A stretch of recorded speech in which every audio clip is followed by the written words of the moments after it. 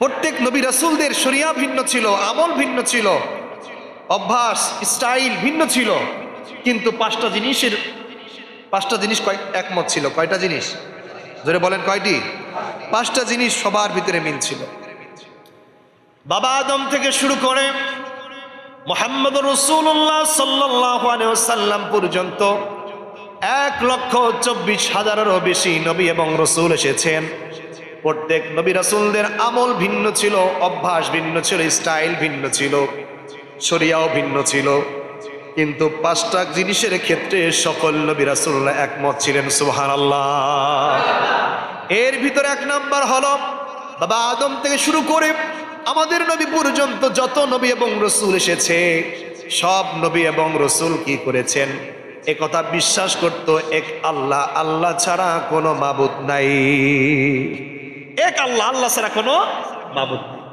দ্বিতীয় নাম্বার হলো বাবা আদম থেকে শুরু করে আমাদের নবী পর্যন্ত যত আমলি ভিন্নতা থাক না কেন, পাঁচটা বিষয়ের ভিতরে দ্বিতীয় নাম্বার মিল ছিল।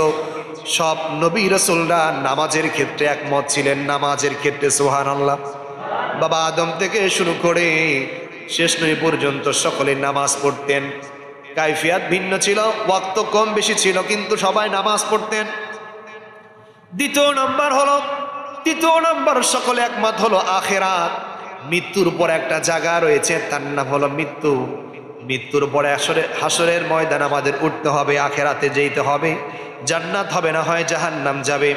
আমার আল্লাহ পাক তামাম পৃথিবীর সকল নবী রাসূলদের আমল ভিন্ন থাকলেও এই পাঁচটা জিনিসের ভিতরে দ্বিতীয় নাম্বার হলো আখিরাত। আখিরাতের ভিতরে একটা জিনিস সবাই একমত ছিলেন। চতুর্থ নাম্বার ইবাদত করতে হবে কার? জোরে বলে কার? সবাই আল্লাহর ইবাদত করতেন। আর পঞ্চম নাম্বার হলো বাবা আদম থেকে শুরু করে আখির নবী পর্যন্ত যত নবী এবং রাসূল এসেছেন, সকলে এক বাক্যে মেনে নিয়েছেন, সবাই বিশ্বাস করেছেন। পাঁচ নাম্বার, সবার শেষ একজন নবী হবে, তার নাম হবে মুহাম্মাদুর রাসূলুল্লাহ সাল্লাল্লাহু আলাইহি ওয়াসাল্লাম। সকল নবী রাসূলরা এই কথার উপর ইস্তেকামা ছিলেন, বিশ্বাস করতেন সবার শেষ যে নবী হবেন আখির নবী মুহাম্মদুর রাসূলুল্লাহ সাল্লাল্লাহু আলাইহি ওয়াসাল্লাম। সুবহানাল্লাহ পড়বেন না? তাহলে কয়টা বিষয়ের উপর একমত ছিলেন? জোরে বলেন কয়টি?